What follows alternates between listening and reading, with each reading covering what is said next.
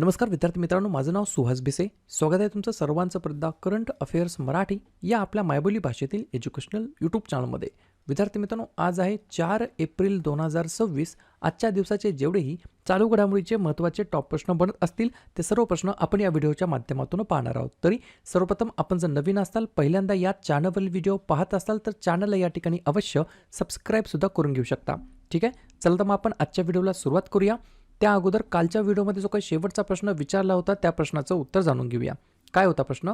खालीलपैकी कोणता देश मुलांना ऑनलाईन शोषणापासून वाचवण्यासाठी सोशल मीडियावर बंदी घालणारा पहिला आग्नेय आशियाई देश ठरलेला आहे?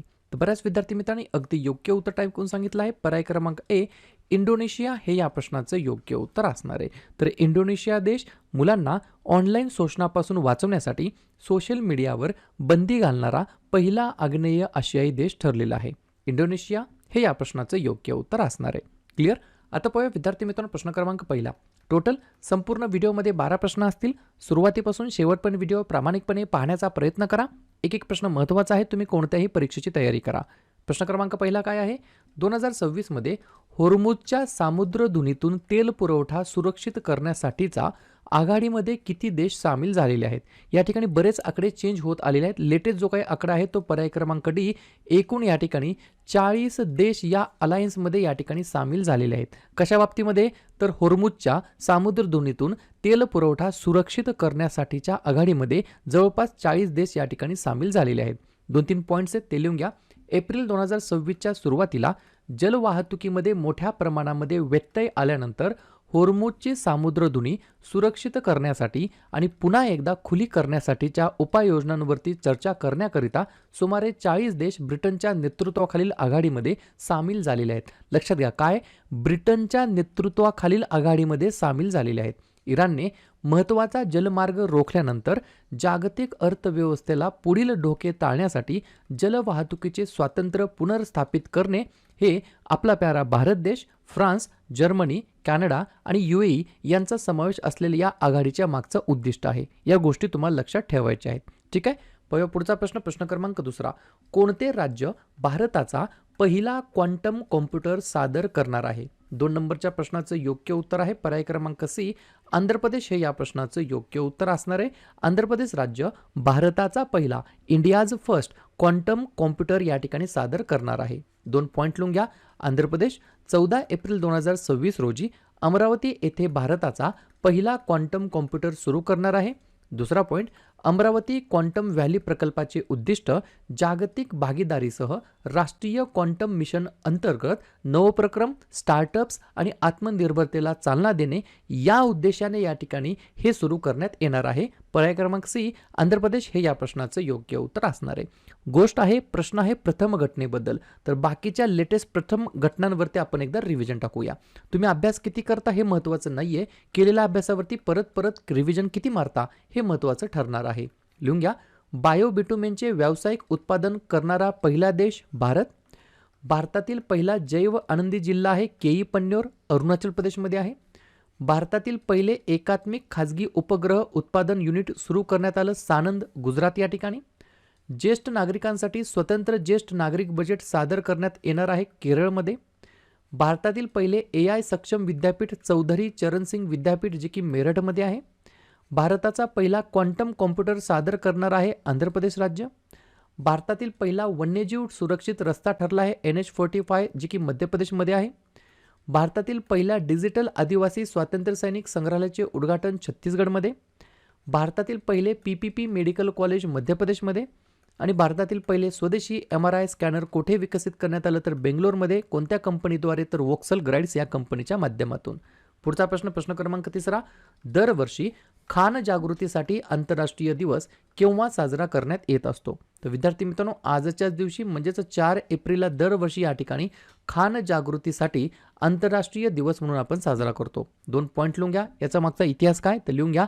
8 डिसेंबर 2005 रोजी संयुक्त राष्ट्रांच्या महासभेने या दिवसाची घोषणा केली होती आणि 4 एप्रिल 2006 रोजी पहिल्यांदा फॉर द फर्स्ट टाइम हा दिवस या ठिकाणी साजरा करण्यात आलेला आहे. हा दिवस साजरा करण्याचा मागचा उद्देश तर लिहून घ्या. भूसुरुंग बारूद आणि युद्धात न फुटलेल्या स्फोटकांपासून नागरिक, शांतता राखणारे सैनिक आणि मदत कार्याचे संरक्षण करणे, या सर्व गोष्टींना सिक्युरिटी प्रोव्हाइड करणे किंवा संरक्षण करण्याच्या उद्देशाने हा दिवस आपण साजरा करतो. 4 एप्रिलला दरवर्षी खान जागृतीसाठी आंतरराष्ट्रीय दिवस. ठीक आहे, प्रश्न आहे महत्त्वाच्या दिवसाबद्दल. तर लगेच काय करूया, एप्रिल महिन्यातील जेवढेही महत्त्वाचे दिवस असतील त्याच्यावरती आपण एकदा रिव्हिजन टाकूया. लिहून घ्या. 1 एप्रिल ते 7 एप्रिल अंधत्व प्रतिबंध सप्ताह. 2 एप्रिल आंतरराष्ट्रीय बालपुस्तक दिवस. 4 एप्रिल खान जागृतीसाठी आंतरराष्ट्रीय दिवस. 5 एप्रिल राष्ट्रीय सागरी दिवस. 7 एप्रिल जागतिक आरोग्य दिवस. 9 एप्रिल जलसंधारण दिवस. 11 एप्रिल महात्मा ज्योतिबा फुले यांची जयंती आणि जागतिक पार्किन्सन्स दिवस. 13 एप्रिल जालियनवाला बाग स्मृती दिवस. 14 एप्रिल डॉक्टर बाबासाहेब आंबेडकर यांची जयंती. 15 एप्रिल जागतिक कला दिवस आणि जागतिक सांस्कृतिक दिवस. 16 एप्रिल जागतिक ध्वनी दिवस. 18 एप्रिल आंतरराष्ट्रीय स्मारके व जागा दिवस आणि जागतिक वारसा दिवस. 21 एप्रिल भारतीय नागरी सेवा दिवस. 22 एप्रिल जागतिक पृथ्वी दिवस. 23 एप्रिल जागतिक पुस्तक दिवस आणि इंग्रजी भाषा दिवस. 24 एप्रिल भारतीय पंचायती राज दिवस. 25 एप्रिल जागतिक मलेरिया दिवस. 26 एप्रिल जागतिक बौद्धिक मालमत्ता दिवस आणि 29 एप्रिल आंतरराष्ट्रीय नृत्य दिवस. क्लिअर? पुढचा प्रश्न क्रमांक 4. खालीलपैकी कोणत्या देशामध्ये स्थलांतरित वन्य प्राण्यांच्या संवर्धनावरील अधिवेशनाच्या पक्षकारांच्या परिषदेची COP15 COP15 ही जी काही बैठक आहे 15व्या क्रमांकाची ही आयोजित करण्यात आली होती? 4थ्या नंबरच्या प्रश्नाचं योग्य उत्तर आहे पर्याय क्रमांक ए, ब्राझील हे या प्रश्नाचं योग्य उत्तर असणार. एक पॉईंट लिहून घ्या. उद्देश काय याच्या मागचा, तर स्थलांतरित वन्य प्राणी आणि त्यांच्या अधिवासांचे संरक्षण व संवर्धन करणे या उद्देशाने COP15 म्हणजेच 15वी बैठक आयोजित करण्यात आली होती ब्राझील या देशाच्या अंतर्गत. ब्राझील कोणत्या खंडामध्ये देश येतो, तर दक्षिण अमेरिका. अध्यक्ष आहेत लुईज इनासियो लुला दा सिल्वा. राजधानी आहे ब्राझिलिया आणि चलन वापरलं जातं ब्राझिलियन रियल. पुढचा प्रश्न क्रमांक 5. आशियाई बॉक्सिंग चॅम्पियनशिप 2026 कोठे आयोजित केली जात आहे? 5व्या नंबरच्या प्रश्नाचं योग्य उत्तर आहे पर्याय क्रमांक डी, उलान बातर, जे की मंगोलिया देशाच्या अंतर्गत स्थित आहे. तर उलान बातर मंगोलिया या ठिकाणी 2026 ची जी काही आशियाई बॉक्सिंग चॅम्पियनशिप आहे ती या ठिकाणी आयोजित केली जात आहे. प्रश्न महत्त्वाचा आहे, स्पर्धा महत्त्वाची आहे, एक्झाममध्ये विचारली जाऊ शकते. क्लिअर? आज या ठिकाणी मी तुम्हाला इग्नाइट अकॅडमी बद्दल सांगणार आहे, ज्या ठिकाणी TET परीक्षा असेल, MPSC असेल, या ठिकाणी सरळ सेवा असेल, पोलीस भरती असेल, वेगवेगळ्या परीक्षांची तयारी करून घेतली जात असते अव्वल दर्जाच्या शिक्षकांकडून. TET 2026 साठी एक महत्त्वाची बॅच या ठिकाणी लॉन्च केली आहे, द्रोणा बॅच 10.0. ही जी काही बॅच आहे ही का महत्त्वाची आहे, तर सुप्रीम कोर्टाच्या निर्णयानुसार सर्व शिक्षकांना आता या ठिकाणी TET पास करणं हे बंधनकारक आहे. सरकारी शाळा असतील किंवा अनुदानित शाळा असतील, त्या सर्व शिक्षकांना या ठिकाणी शिक्षक बनायचं असेल किंवा शिक्षक सेवेमध्ये राहायचं असेल तर TET एक्झाम द्यावी लागणार आहे. त्याच्यामुळे या ठिकाणी इग्नाइट अकॅडमीची ही TET 2026 द्रोणा बॅच ही अत्यंत महत्त्वाची ठरणार आहे. ही ऑनलाईन स्वरूपाची बॅच असणार आहे, ॲप्लिकेशनमध्ये तुम्हाला मिळणार आहे. ॲप्लिकेशनचा QR कोड तुम्हाला या ठिकाणी दिलेला आहे. तुम्हाला या ठिकाणी सर्व पुस्तकांसोबत एक बुक किट आणि एक फ्री बॅग सुद्धा दिली जाणार आहे. TET शिक्षक पात्रता परीक्षांसाठी जे काही पुस्तकं आहेत ते सर्व पुस्तकं तुम्हाला Amazonवरती मिळतील किंवा इग्नाइट अकॅडमीच्या ॲप्लिकेशनवरती देखील मिळणार आहेत. त्याची लिंक तुम्हाला डिस्क्रिप्शन बॉक्समध्ये सुद्धा देऊन ठेवतो. त्या लिंकला क्लिक करून तुम्ही या गोष्टी पाहू शकता. पुढचा प्रश्न क्रमांक 6. 2026 मध्ये ऊर्जा पुरवठ्यातील व्यत्ययांदरम्यान युरोपियन युनियनमध्ये इंधन रेशनिंग लागू करणारा पहिला देश कोणता ठरला आहे? 6व्या नंबरच्या प्रश्नाचं योग्य उत्तर आहे पर्याय क्रमांक सी, स्लोवेनिया नावाचा देश आहे. युरोपमधील हा एक देश आहे स्लोवेनिया, बरोबर. तर हा देश या ठिकाणी पहिला देश ठरला आहे. कशासाठी? तर ऊर्जा पुरवठ्यातील व्यत्ययांदरम्यान युरोपियन युनियनमध्ये इंधन रेशनिंग लागू करणारा पहिला देश ठरला आहे स्लोवेनिया. पुढचा प्रश्न क्रमांक 7. द्वीपशक्ती सराव 2026 कोठे आयोजित करण्यात आला होता? 7व्या नंबरच्या प्रश्नाचं योग्य उत्तर आहे पर्याय क्रमांक बी, अंदमान आणि निकोबार या ठिकाणी विद्यार्थी मित्रांनो द्वीपशक्ती सराव 2026 आयोजित करण्यात आलेला होता. 2 पॉईंट लिहून घ्या. भारतीय सेना, भारतीय नौदल आणि भारतीय हवाई दल यांनी संयुक्तपणे द्वीपशक्ती हा त्रिसैन्य सराव आयोजित केला. या सरावाचा मागचा मुख्य उद्देश किनारी आणि द्वीप संरक्षण कारवायांसाठी एकात्मिक जलद प्रतिसाद क्षमतांची चाचणी घेणे, बरोबर, टेस्टिंग घेणे या उद्देशाने या ठिकाणी द्वीपशक्ती सराव 2026 अंदमान आणि निकोबार या ठिकाणी आयोजित करण्यात आलेला होता. पुढचा प्रश्न क्रमांक 8. काश्मीर ट्यूलिप प्रकल्पाचा उद्देश भारताचे आयातीवरील अवलंबित्व कमी करणे हा असून हे अवलंबित्व प्रामुख्याने कोणत्या देशांकडून आहे? 8व्या नंबरच्या प्रश्नाचं योग्य उत्तर आहे पर्याय क्रमांक ए, नेदरलँड हे या प्रश्नाचं योग्य उत्तर असणार आहे. 2 पॉईंट लिहून घ्या, महत्त्वाचे आहेत. काश्मीर ट्यूलिप प्रकल्पाचा मुख्य उद्देश काय? तर ट्यूलिप कंदांच्या आयातीवरील अवलंबित्व कमी करून भारताला आत्मनिर्भर बनवणे हा आहे.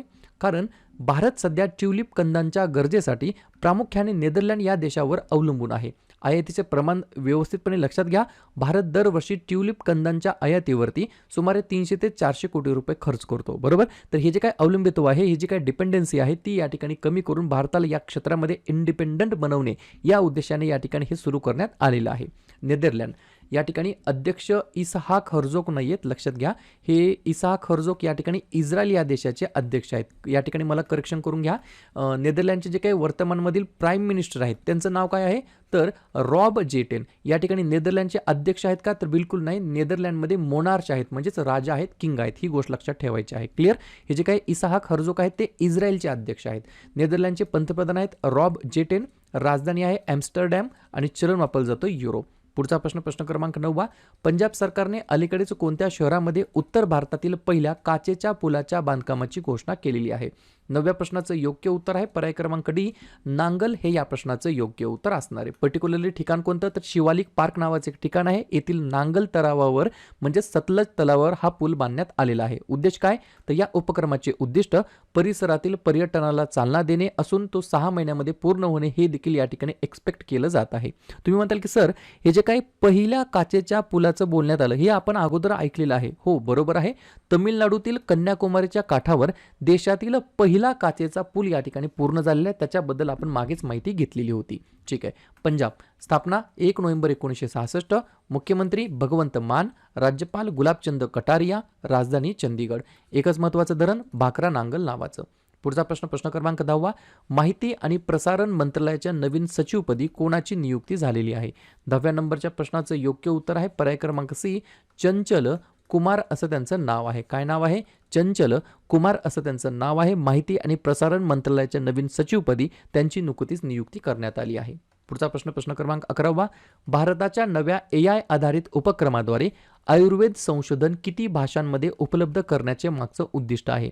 11 नंबरच्या प्रश्नाचं योग्य उत्तर आहे पर्याय क्रमांक बी, 13 प्रादेशिक भारतीय भाषा, 13 रिजनल इंडियन लँग्वेजेस, बरोबर. याच्यावरती आधारित आहे. 2-3 पॉईंट लिहून घ्या. CCRAS म्हणजेच काय? Central council for research and Ayurvedic sciences, बरोबर, ने वैज्ञानिक आयुर्वेदिक सामग्रीचे 13 प्रादेशिक भाषांमध्ये भाषांतरण करण्यासाठी अनुवादिनी AI सोबत भागीदारी केली आहे.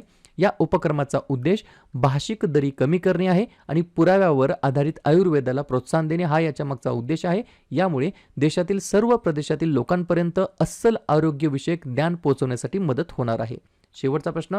नागोया प्रोटोकॉल अंतर्गत आंतरराष्ट्रीय स्तरावर मान्यताप्राप्त अनुपालन प्रमाणपत्रे जारी करण्यात कोणता देश जागतिक स्तरावर अग्रणी म्हणून या ठिकाणी उदयास आलेला आहे? तर पर्याय क्रमांक ए आपला भारत देश हे या प्रश्नाचं योग्य उत्तर असणार आहे. तर लक्षात घ्या, नागोया प्रोटोकॉल अंतर्गत आंतरराष्ट्रीय स्तरावर मान्यताप्राप्त अनुपालन प्रमाणपत्रे जारी करण्यात या ठिकाणी भारत देश जागतिक स्तरावरती अव्वल स्थानी म्हणून या ठिकाणी उदयास आलेला आहे. क्लिअर. तर अशा प्रकारे विद्यार्थी मित्रांनो हे होतात 12 प्रश्न. उपक्रम कंटेंट हा जो काही प्रयत्न आपण सुरू केला आहे मराठी भाषेमध्ये कसा वाटतो अवश्य कमेंट करत चला. आणि तुमच्यासाठीचा आजचा खास प्रश्न. पंतप्रधान नरेंद्र मोदी 2026 मध्ये कोणत्या देशामध्ये होणाऱ्या G7 शिखर परिषदेला उपस्थित राहणार आहेत? जर्मनी, फ्रान्स, रशिया की जपान? तर ज्या पण विद्यार्थ्यांनी या प्रश्नाचं योग्य उत्तर येत असेल त्या प्रश्नाचं उत्तर तुम्ही कमेंट बॉक्समध्ये देण्याचा प्रयत्न करा. प्रश्नाचं उत्तर चुकू द्या, बरोबर येऊ द्या, काहीच हरकत नाही. ट्राय करणं, प्रयत्न करणं सर्वात जास्त महत्त्वाचं आहे. आणि दुसऱ्या दिवशी येऊन आपण दिलेल्या प्रश्नाचं उत्तर बरोबर आलं की चुकलं, दुसऱ्या दिवशी येऊन नेहमी चेक करणं, अभ्यासामध्ये कन्सिस्टन्सी मेंटेन ठेवणं हे सगळ्यात जास्त महत्त्वाचं ठरणार आहे.